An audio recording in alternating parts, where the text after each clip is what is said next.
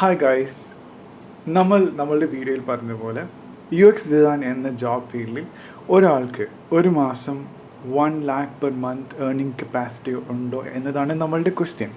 പക്ഷേ അതിനു മുമ്പ് നമുക്ക് യു എക്സ് ഡിസൈൻ എന്ന് പറഞ്ഞാൽ എന്താണെന്ന് നോക്കാം. യു എക്സ് അഥവാ യൂസർ എക്സ്പീരിയൻസ് എന്ന് പറഞ്ഞാൽ ഒരു കസ്റ്റമർ അല്ലെങ്കിൽ ഒരു യൂസർ നമ്മളുടെ പ്രോഡക്റ്റ് യൂസ് ചെയ്യുമ്പോൾ അവർക്ക് അതിൽ നിന്നും ലഭിക്കുന്ന എക്സ്പീരിയൻസിനെയാണ് നമ്മൾ യൂസർ എക്സ്പീരിയൻസ് എന്ന് പറയുന്നത്. പച്ച മലയാളത്തിൽ പറയുകയാണെന്നുണ്ടെങ്കിൽ ഒരു ഉപഭോക്താവ് നമ്മളുടെ പ്രോഡക്റ്റ് യൂസ് ചെയ്യുമ്പോൾ അവർക്ക് കിട്ടുന്ന അനുഭവത്തിനെയാണ് നമ്മൾ യൂസർ എക്സ്പീരിയൻസ് എന്ന് പറയുന്നത്. ആ എക്സ്പീരിയൻസ് ഒരു പോസിറ്റീവ് അല്ലെങ്കിൽ നെഗറ്റീവ് എക്സ്പീരിയൻസ് ആവാം. ഒരു പോസിറ്റീവ് എക്സ്പീരിയൻസ് കൊടുക്കുമ്പോൾ മാത്രമേ ഒരു കമ്പനിക്ക് നന്നായിട്ട് പെർഫോം ചെയ്യാൻ കഴിയുകയുള്ളൂ, അല്ലെങ്കിൽ അവർക്ക് ലോങ് റണ്ണിൽ നല്ല റിട്ടേൺസ് അല്ലെങ്കിൽ നല്ല പ്രോഫിറ്റബിലിറ്റി കിട്ടുവാൻ സാധ്യതയുള്ളൂ. ഒരു ക്ലാസിക് എക്സാമ്പിൾ പറയുന്നത് നമ്മളുടെ ഗൂഗിൾ അല്ലെങ്കിൽ ആപ്പിൾ, ആമസോൺ, ഫ്ലിപ്കാർട്ട് ഇതെല്ലാം നോക്കുകയാണെന്നുണ്ടെങ്കിൽ മോസ്റ്റ്ലി എല്ലാവർക്കും നല്ല എക്സ്പീരിയൻസസ് ആയിരിക്കും കിട്ടുന്നത്. അതുകൊണ്ടാണ് ആ കമ്പനികൾ സസ്റ്റെയിൻ ചെയ്തുകൊണ്ട് പോകുന്നത്. ഒരു ലൈറ്റർ നോട്ടിൽ നോക്കുകയാണെങ്കിൽ നമ്മളുടെ banana is A best example of A user experience. അത് എങ്ങനെയാണെന്ന് ചോദിച്ചാൽ ആ ബനാന നോക്കിക്കഴിഞ്ഞാൽ നമുക്ക് മനസ്സിലാവും അത് ബനാന കൊണ്ട് നമ്മൾക്ക് എന്തൊക്കെ ചെയ്യാൻ പറ്റുമെന്ന്. ആ ബനാന പീൽ ചെയ്യുന്നതാകട്ടെ അത് കഴിക്കുന്നതാകട്ടെ എല്ലാം വളരെ സിമ്പിളാണ്. ആ ബനാന നോക്കിക്കഴിഞ്ഞാൽ തന്നെ അല്ലെങ്കിൽ ആ പഴം നോക്കിക്കഴിഞ്ഞാൽ തന്നെ നമുക്ക് മനസ്സിലാകും വളരെ സിമ്പിളാണ് അതിൻ്റെ യൂസബിലിറ്റി. സോ നമുക്കൊരു ഗ്രേറ്റ് എക്സ്പീരിയൻസ് ആണ് അവിടെ കിട്ടുന്നത്, ഒരു സിമ്പിൾ പ്രോഡക്റ്റ്. മറ്റൊരു സിമ്പിൾ എക്സാമ്പിൾ നമ്മൾ നോക്കുകയാണെന്നുണ്ടെങ്കിൽ നമ്മളുടെ പഴയ കാലത്തെ സൂട്ട് കേസസ്. നമ്മൾ പഴയ കാലത്ത് അല്ലെങ്കിൽ പണ്ട് സൂട്ട് കേസുകൾ നമ്മൾ എങ്ങനെയാണ് കൊണ്ടുപോയിരുന്നത്? നമ്മൾ കയ്യിൽ പിടിച്ചുകൊണ്ടാണ്, ഫുൾ വെയിറ്റ് നമ്മുടെ കയ്യിലായിരിക്കും. പക്ഷേ പിന്നീട് അതങ്ങോട്ട് മാറി സൂട്ട് കേസുകൾ വീലുകൾ വെച്ച സൂട്ട് കേസുകൾ വരാൻ തുടങ്ങി. അങ്ങനെ വന്നപ്പോൾ നമ്മൾ ആ കയ്യിൽ പിടിച്ചുകൊണ്ട് പോകേണ്ട അത്രയും വെയിറ്റ് അല്ലെങ്കിൽ അത്രയും എഫേർട്ട് വളരെയധികം കുറഞ്ഞു. സോ അവിടെ നമുക്ക് കിട്ടുന്ന എക്സ്പീരിയൻസ് ഈസ് ഓഫ് എഫേർട്ട്. നമ്മൾ എടുക്കേണ്ട എഫേർട്ട് വളരെ കുറവാണ്. അത് വലിച്ചുകൊണ്ട് പോകുമ്പോൾ നമ്മൾ അത്രയും വെയിറ്റ് നമ്മളുടെ ബോഡിയിലോട്ട് ട്രാൻസ്ഫർ ആവുന്നില്ല. നമ്മളുടെ ടാസ്ക് അല്ലെങ്കിൽ നമ്മളുടെ ജോലി വളരെ ഈസി ആയിട്ട് നമുക്ക് ചെയ്യാൻ കഴിയുന്നു. ഇതാണ് ഒരു ക്ലാസിക് എക്സാമ്പിൾ. പിന്നീട് നമ്മൾ ഡിജിറ്റലായിട്ട് നോക്കിക്കഴിഞ്ഞാൽ ഗൂഗിൾ ആണ് one of the best examples. നമ്മളെല്ലാവരും ഏതെങ്കിലും ഒരു ഘട്ടത്തിൽ ഗൂഗിൾ യൂസ് ചെയ്തിട്ടുള്ള ഒരു വ്യക്തിയാവാം. നമുക്കതിൽ നിന്ന് എന്തൊക്കെ എക്സ്പീരിയൻസ് ആണ് കിട്ടുന്നതെന്ന് നോക്കാം. ആദ്യത്തെ എക്സ്പീരിയൻസ് അത് ഈസി ആയിട്ട് യൂസ് ചെയ്യാൻ പറ്റുന്ന ഒരു ആപ്ലിക്കേഷനാണ്.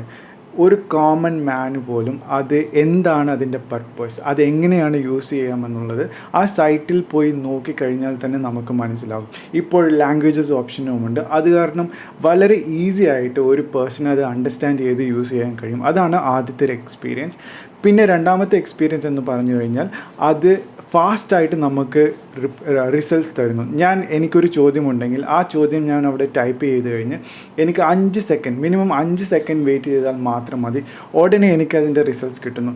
ഈ 2 പോയിൻറ്റ്സ് ആണ് മെയിനായിട്ട് നമുക്ക് ഗൂഗിളിൽ നിന്ന് കിട്ടുന്ന ഒരു നല്ല എക്സ്പീരിയൻസ്. ഗൂഗിൾ നമ്മൾ നോക്കുകയാണെന്നുണ്ടെങ്കിൽ അവരുടെ എല്ലാ പ്രോഡക്റ്റിനും കസ്റ്റമറാണ് മെയിൻ ഫോക്കസ്. അവർ ഇതുവരെ ക്രിയേറ്റ് ചെയ്തവരുടെ എല്ലാ പ്രോഡക്ട്സിനും അവർ ഫോക്കസ് ചെയ്തിട്ടുള്ള കസ്റ്റമർ എക്സ്പീരിയൻസിനെയാണ്. അതെങ്ങനെ ബെറ്റർ ആക്കാം, നമ്മൾ എവിടേക്കാണ് ലാപ്സ് ചെയ്യുന്നത്, ഇതെല്ലാം കൺസിഡർ ചെയ്താണ് അവരുടെ പ്രോഡക്റ്റ് ഡെവലപ്പ് ചെയ്യുന്നത്. സോ ഇനി നമുക്ക് ഒരു യൂസർ എക്സ്പീരിയൻസ് ഡിസൈനറിൻ്റെ മെയിൻ റെസ്പോൺസിബിലിറ്റി എന്താണെന്ന് നോക്കാം. ഒരു യു എക്സ് ഡിസൈനറിനും പല റെസ്പോൺസിബിലിറ്റീസ് ഉണ്ട്. ആദ്യത്തെ റെസ്പോൺസിബിലിറ്റി ബിസിനസ്സിൻ്റെ നീഡ് എന്താണെന്ന് അറിയുന്നതാണ് ആദ്യത്തെ റെസ്പോൺസിബിലിറ്റി. അതിനെ നമ്മൾ ബിസിനസ് ഓണേഴ്സ് അല്ലെങ്കിൽ കമ്പനി CEO അവരുമായിട്ട് ഇൻ്റർവ്യൂ ചെയ്ത് അവരുടെ പർപ്പസ് ഓഫ് ബിസിനസ് മനസ്സിലാക്കുന്നു. ഒരു പർപ്പസ് അല്ലെങ്കിൽ ഒരു ഗോൾ ഒരു പ്രോഡക്റ്റിനില്ലെങ്കിൽ ആ പ്രോഡക്റ്റ് സക്സസ് ആകാനുള്ള പോസിബിലിറ്റീസ് വളരെ കുറവാണ്. സോ ആദ്യത്തെ responsibility of a U X designer is to understand the business goal, അല്ലെങ്കിൽ ആ ബിസിനസ്സിൻ്റെ മെയിൻ പർപ്പസ് എന്താണെന്ന് മനസ്സിലാക്കുന്നതാണ് നമ്മളുടെ ആദ്യത്തെ റെസ്പോൺസിബിലിറ്റി നോക്കുകയാണെന്നെങ്കിൽ നമ്മളുടെ കസ്റ്റമേഴ്സ് അല്ലെങ്കിൽ യൂസേഴ്സിനെ പറ്റി കൂടുതൽ അറിയണം. അതെങ്ങനെ അറിയാമെന്ന് ചോദിച്ചാൽ നമ്മൾ അവരുമായി ഇൻ്റർവ്യൂകൾ ചെയ്യും. അവർ നമ്മളുടെ പ്രോഡക്റ്റ് യൂസ് ചെയ്യുമ്പോൾ അവർക്ക് അതിൽ നിന്നും എന്തൊക്കെയാണ് ആവശ്യമുള്ളത്, എന്തൊക്കെ കഷ്ടതകളാണ് അവർ അനുഭവിക്കുന്നത്, അല്ലെങ്കിൽ പെയിൻ പോയിൻറ്റ്സ് എന്തൊക്കെയാണെന്ന് നമ്മൾ അവരുമായി ഇൻട്രാക്ട് ചെയ്യുമ്പോൾ മനസ്സിലാക്കാൻ കഴിയും. അതിനെ ബേസ് ചെയ്തിട്ടായിരിക്കും നമ്മൾ അടുത്ത സ്റ്റെപ്പിലേക്ക് കടക്കുന്നത്. ആദ്യത്തെ രണ്ട് ആക്ടിവിറ്റിയിൽ നിന്നും നമ്മൾക്ക് കുറേ പ്രോബ്ലം സ്റ്റേറ്റ്മെൻറ്റ്സ് നമ്മൾക്ക് ലഭിക്കുന്നതാണ്. യൂസേഴ്സിൻ്റെ സൈഡിൽ നിന്നും ബിസിനസ്സിൻ്റെ സൈഡിൽ നിന്നും നമ്മൾക്ക് കുറേ പ്രോബ്ലം സ്റ്റേറ്റ്മെൻറ്റ് ലഭിക്കുന്നതാണ്. ആ പ്രോബ്ലം സ്റ്റേറ്റ്മെൻറ്റ്സിനെ പ്രയോറിറ്റൈസ് ചെയ്യുക എന്നുള്ളതാണ് നമ്മളുടെ അടുത്ത സ്റ്റെപ്പ്. അതിന് നമ്മൾ ഒരു ബ്രെയിൻ സ്റ്റോമിങ് സെഷൻ അഥവാ എല്ലാവരെയും വിളിച്ച് ഒരു സെഷൻ കണ്ടക്ട് ചെയ്ത് അവരുടെ സഹായം മൂലം നമ്മൾ അതിനെ പ്രയോറിറ്റൈസ് ചെയ്യുന്നു. ഫോർ എക്സാമ്പിൾ, നമുക്കൊരു 10 പ്രോബ്ലം സ്റ്റേറ്റ്മെൻറ്റ്സ് നമ്മളുടെ റിസർച്ചിൽ നമ്മൾ ഐഡൻറ്റിഫൈ ചെയ്തിട്ടുണ്ടെങ്കിൽ ആ 10 പ്രോബ്ലം സ്റ്റേറ്റ്മെൻറ്റിൽ നിന്നും ബിസിനസ്സിന് ഇമ്പോർട്ടൻ്റ് ആയിട്ടുള്ള അല്ലെങ്കിൽ ബിസിനസ്സിന് ഹൈ ഇമ്പാക്റ്റ് ആയിട്ടുള്ള പ്രോബ്ലം സ്റ്റേറ്റ്മെൻറ്റിനെ നമ്മൾ സെലക്ട് ചെയ്യുന്നു. ആ പ്രോബ്ലം സ്റ്റേറ്റ്മെൻറ്റിനെയാണ് നമ്മൾ അടുത്ത സ്റ്റേജിലേക്ക് കൺസിഡർ ചെയ്യുന്നത്. സോ അടുത്ത സ്റ്റെപ്പ് എന്ന് പറഞ്ഞാൽ നമ്മൾ ഈ പ്രയോറിറ്റൈസ് ചെയ്ത പ്രോബ്ലം സ്റ്റേറ്റ്മെൻറ്റ്സ്, നമ്മൾക്കൊരു 10 പ്രോബ്ലം സ്റ്റേറ്റ്മെൻറ്റ്സ് ഉണ്ടെന്ന് വിചാരിക്കുക. ആ 10 പ്രോബ്ലം സ്റ്റേറ്റ്മെൻറ്റ്സിൽ നിന്നും നമ്മളൊരു 3 പ്രോബ്ലം സ്റ്റേറ്റ്മെൻറ്റ്സ് പ്രയോറിറ്റൈസ് ചെയ്തു പ്രീവിയസ് സ്റ്റെപ്പിൽ. ഈ സ്റ്റെപ്പിൽ നമ്മൾ ആ 3 പ്രോബ്ലം സ്റ്റേറ്റ്മെൻറ്റ്സിന് ഐഡിയാസ് ജനറേറ്റ് ചെയ്യുക എന്നുള്ളതാണ്. ഇതിലും നമ്മളൊരു ബ്രെയിൻ സ്റ്റോമിങ് അല്ലെങ്കിൽ വർക്ക്ഷോപ്സ് സ്കെഡ്യൂൾ ചെയ്യുന്നു. അവിടെ മൾട്ടി ഡിസിപ്ലിനറി ടീംസിനെ നമ്മൾ ഇൻവൈറ്റ് ചെയ്ത് ഐഡിയാസ് എത്രയൊക്കെ ജനറേറ്റ് ചെയ്യാൻ കഴിയുമോ അത്രയും നമ്മൾ ജനറേറ്റ് ചെയ്യുന്നു. ഇവിടെ main focus quality of idea അല്ല, ക്വാണ്ടിറ്റി ഓഫ് ഐഡിയ. എത്രയൊക്കെ ഐഡിയാസ് നമ്മളെ കൊണ്ട് ജനറേറ്റ് ചെയ്യാൻ സാധിക്കും എന്നതായിരിക്കും നമ്മുടെ ഫോക്കസ് ഏരിയ. അങ്ങനെ നമ്മൾ ജനറേറ്റ് ചെയ്യുന്ന ഐഡിയ, നമ്മൾ പറഞ്ഞ പോലെ 3 പ്രോബ്ലം സ്റ്റേറ്റ്മെൻറ്റ്സിന് നമ്മളിപ്പോൾ 20 ഐഡിയാസ് ജനറേറ്റ് ചെയ്തെങ്കിൽ നമ്മളുടെ പാർട്ടിസിപ്പൻസ്, ബ്രെയിൻ സ്റ്റോമിങ് സെഷനിലുള്ള പാർട്ടിസിപ്പൻസിനോട് നമ്മൾ അതിനെയും പ്രയോറിറ്റൈസ് ചെയ്യാൻ റിക്വസ്റ്റ് ചെയ്യുന്നു.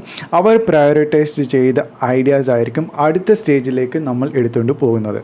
അടുത്ത സ്റ്റെപ്പ് എന്ന് പറഞ്ഞാൽ നമ്മൾ ജനറേറ്റ് ചെയ്ത ഐഡിയകൾ, നമ്മൾ പ്രയോറിറ്റൈസ് ചെയ്ത ഐഡിയകൾ നമ്മൾ എങ്ങനെ കോൺസെപ്ച്വലൈസ് ചെയ്യാം എന്നുള്ളതാണ് മെയിൻ ഫോക്കസ് ഏരിയ. ഇവിടെയാണ് ഇന്ത്യയിൽ മിക്കവാറും അധികം UX ഡിസൈനേഴ്സും ഫോക്കസ് ചെയ്യുന്നത്. നമ്മൾ ഡിസ്കസ് ചെയ്ത ഐഡിയകളെല്ലാം ഒരു ടാഞ്ചിബിൾ ഫോം. ഇവിടെ നമ്മളുടെ ഐഡിയകൾക്ക് ഒരു രൂപം കൊടുക്കുകയാണ് ചെയ്യുന്നത്. ഒന്നുകിൽ അത് ഒരു പേപ്പർ പ്രോട്ടോടൈപ്പ് ആകാം, പേപ്പറിൽ നമ്മൾ ഡിസൈൻ ചെയ്യുന്നു, അല്ലെങ്കിൽ അതൊരു വയർ ഫ്രെയിം, ഒരു ഡിജിറ്റൽ ടൂൾ യൂസ് ചെയ്ത് ഒരു വയർ ഫ്രെയിമായിട്ടാണ് നമ്മൾ അതിനെ ക്രിയേറ്റ് ചെയ്യുന്നത്.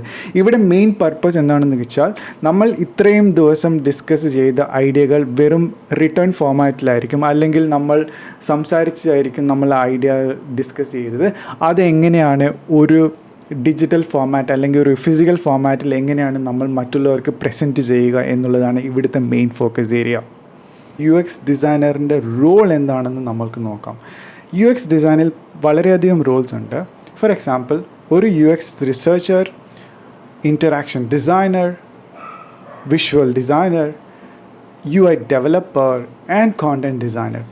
ഈ ഡിസൈനർ റോൾസ് ഒക്കെ നമ്മൾക്ക് വരുന്ന സെഗ്മെൻറ്റ്സിൽ എന്താണെന്ന് ഡീറ്റെയിൽഡ് ആയിട്ട് നോക്കാം. പിന്നെ നമ്മൾ ടൈറ്റിലിൽ പറഞ്ഞ പോലെ 1 lakh per month as a fresher in UX field possible ആണോ എന്ന് ചോദിച്ചാൽ വളരെ പോസിബിൾ ആണ്. പക്ഷേ നിങ്ങൾ അതിന് ഒരു പോസ്റ്റ് ഗ്രാജുവേഷൻ കംപ്ലീറ്റ് ചെയ്ത വ്യക്തിയായിരിക്കണം. മാസ്റ്റേഴ്സ് ഇൻ ഡിസൈൻ ഏതെങ്കിലും ഒരു റെപ്യൂട്ടഡ് ഇൻസ്റ്റിറ്റ്യൂട്ടിൽ നിന്നായിരിക്കണം ഈ degree. For example, national institute of design ഒരു റെപ്യൂട്ടഡ് ഇൻസ്റ്റിറ്റ്യൂട്ടാണ്. Similarly national institute of fashion technology ഒരു റെപ്യൂട്ടഡ് ഇൻസ്റ്റിറ്റ്യൂട്ടാണ്. അതുപോലെ ആ ടയറിൽ പെടുന്ന ഇൻസ്റ്റിറ്റ്യൂട്ടിൻ്റെ ലിസ്റ്റ് ഞാൻ എൻ്റെ ഡിസ്ക്രിപ്ഷനിൽ കൊടുത്തിട്ടുണ്ട്, നിങ്ങൾക്കത് റെഫർ ചെയ്യാവുന്നതാണ്. സോ നിങ്ങൾ ഈ ഇൻസ്റ്റിറ്റ്യൂട്ടിൽ നിന്നും ഒരു post graduation in design complete ചെയ്ത വ്യക്തിയാണെന്നുണ്ടെങ്കിൽ നിങ്ങൾക്ക് തീർച്ചയായും 1 lakh per month is an assured income. രണ്ടാമത്തെ ഓപ്ഷൻ, നിങ്ങളൊരു ഗ്രാജുവേറ്റ് ആണ്, പക്ഷേ നിങ്ങൾ ചെയ്ത ഗ്രാജുവേഷൻ ഒരു ഡിസൈൻ റിലേറ്റഡ് കോഴ്സാണ് എങ്കിൽ നിങ്ങൾക്ക് സാലറി ഒരു 40,000 to 60,000 റേഞ്ചിലായിരിക്കും കിട്ടുക.